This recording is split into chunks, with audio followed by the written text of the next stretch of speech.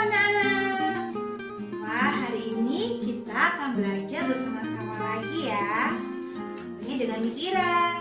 Kita akan belajar tematik 2A muatan PPKN, tema 1, subtema 4, hidup rukun di masyarakat. Disimak baik-baik ya. Semangat belajarnya. Shalom anak-anak, jumpa lagi dengan Miss Ira. Semoga kalian kabarnya baik, sehat, diberkati Tuhan selalu ya. Hari ini kita akan belajar kembali bersama-sama. Kemarin kita sudah belajar tema 1 hidup rukun, subtema 1, subtema 2, subtema 3. Nah, hari ini kita mau belajar di subtema 4, hidup rukun di masyarakat. Simak ya anak-anak. Nah, gotong royong. Gotong royong artinya yaitu bekerja bersama-sama. Warga di lingkungan rumah Nina bergotong royong membangun pos ronda. Bapak-bapak membangun pos ronda. Ibu-ibu menyiapkan makanan dan minuman. Anak-anak pun ikut membantu membuang sampah. Semua warga hidup rukun. Nah, kalian bisa lihat di gambar. Nih, bapak-bapak yang lagi membangun pos ronda. Ini anak-anak yang membantu membuang sampah. Dan ini ibu-ibu yang menyiapkan makanan dan minuman. Nah, anak-anak mereka terlihat sangat rukun karena mereka bekerja bersama-sama. Nah, apa kalian tahu pos ronda itu apa? Pos ronda itu adalah tempat untuk menjaga keamanan lingkungan, ya. Nah, anak-anak sangat menyenangkan ya bila kita hidup rukun dan bekerja bersama-sama, ya, secara bergotong royong. Apakah di rumahnya anak-anak atau di lingkungan rumah anak-anak pernah diadakan gotong royong? Nah, coba nanti diskusikan ya sama mama atau papa atau keluarga di rumah. Oke, nah anak-anak, gotong royong dilaksanakan secara bersama-sama. Gotong royong juga dapat menjaga kerukunan warga. Nah, pengamalan sila Pancasila, contohnya sila pertama adalah menghormati kebebasan menjalankan ibadah, menghormati tetangga yang sedang merayakan hari besar agamanya. Contoh pengamalan sila kedua, saling menolong sesama warga. Bergotong royong membersihkan taman atau perumahan tempat tinggal. Nah, itu adalah pengamalan atau penerapan sila pertama, Pancasila. Nah, anak-anak masih ingat ya bunyi sila pertama dan kedua? Nanti kalian boleh diskusikan juga dengan keluarga di rumah. Pengamalan sila pertama dan sila kedua, contoh penerapannya apa lagi? Yang lain ya. Oke. Nah, pengamalan sila Pancasila, sila ketiga, itu adalah bekerja sama tanpa membedakan suku. Menghormati adat istiadat suku lain. Bermain bersama teman tanpa membedakan suku. Ya. Kalau kalian tahu, di Indonesia ini banyak sekali bermacam-macam suku bangsa. Kalau kalian tahu, ada suku Jawa, suku Madura, suku Bugis, ya, suku Dayak, suku Asmat, ya. Banyak sekali suku-suku yang belum disebutkan, banyak sekali. Nah, kita tidak boleh membeda-bedakan antara suku satu dengan suku yang lainnya. Kita harus tetap menghormati, menghargai orang-orang yang berbeda dengan kita. Ya. Nah, anak-anak, ini adalah pengamalan sila Pancasila keempat dan kelima. Kalau kalian lihat di buku kalian, ada dongeng kerbau dan burung-burung. Di sana diceritakan kalau kerbau itu memiliki banyak kutu. Kutu.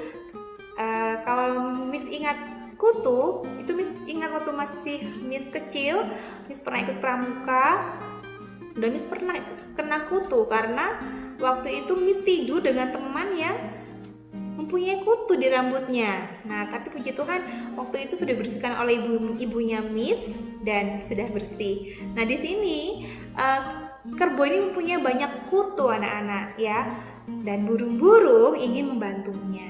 Nah, ini burung-burung berdiskusi ceritanya di cerita dongeng itu tersebut ya. Berdiskusi terlebih dahulu. Nah, itu adalah pengalaman sila keempat. Contoh lain sila keempat yaitu pemilihan kepala desa kalau di lingkungan masyarakat ya. Pemilihan ketua RT, pemilihan ketua RW, itu adalah contoh sila keempat. Nah, burung-burung membantu kerbau membersihkan kutunya. Nah, ini adalah juga pengamalan untuk penerapan sila kelima. Ya, contoh lain itu adalah membantu korban bencana alam, misalnya memberi sumbangan kepada korban bencana alam. Ya, nanti bisa kalian diskusikan lagi dengan keluarga di rumah, apalagi ya contoh sila keempat dan sila kelima lainnya. Nah, anak-anak, contoh hidup rukun di masyarakat. Ya, rukun dalam menjaga keamanan lingkungan. Nah, contohnya apa? Pak RT membuat jadwal ronda bagi bapak-bapak secara bergiliran. Jadi ronda malam yang diadakan di tempatmu mungkin perumahan ya atau di kampung itu diadakan secara bergilir. Tidak orang itu saja. Mungkin kalau di tempat kalian ada yang nggak meronda tapi ada Pak Sapam ya, karena Pak Sapamnya digaji. Nah, ibu-ibu menyiapkan makanan ringan. Ya, ini adalah bentuk kerjasama ya. Warga melaksanakan ronda dengan sukarela, dengan sukacita ya. Warga mematuhi giliran ronda secara bergilir tadi sesuai jadwal. Nah, contoh hidup rukun di masyarakat lainnya adalah menjenguk tetangga yang sedang sakit. Nah, jika ada tetangga yang sakit, sebaiknya kita menjenguk. Ya, itu adalah bukti perhatian kita kepada tetangga kita. Kita juga mendoakan agar lekas sembuh. Dengan begitu, rasa kekeluargaan kita dengan tetangga lebih erat. Nah, anak-anak, tetangga itu siapa ya, Miss? Ya, tetangga adalah orang yang rumahnya berdekatan dengan kita. Pasti kita punya tetangga. Walaupun tetangga jauh, mungkin ada tetangga yang sangat dekat. Ya, jika perlu pertolongan, tetanggalah yang paling dekat. Kita tidak mungkin memanggil keluarga kita yang jauh sekali ya saat kita perlu pertolongan. Pasti tetangga yang paling dekat. Jika bertemu tetangga, kita perlu menyapa dan saling menghormati. Ya anak-anak ya, menyapa, menghormati tetangga itu hal yang sangat baik. Itulah yang dinamakan hidup rukun di masyarakat. Nah, mari ya saling menghormati tetangga kita. Kita saling mengenal tetangga kita. Oh, orang itu asalnya dari mana ya? Seperti itu ya. Nah, hidup rukun di masyarakat, anak-anak, itu sangat penting ya. Kita bisa hidup bersama tetangga. Karena tetangga adalah orang yang hidup ya dekat dengan rumah kita. Kita dan tetangga bisa berbeda agama. Ya, itu memang bisa. Ya, karena agama di Indonesia ini tidak 1-2 ya, ada 6. Ada Islam, Kristen, Katolik, Buddha, Hindu, Konghucu. Jadi kita harus saling menghargai, menghormati, bertoleransi antar umat beragama.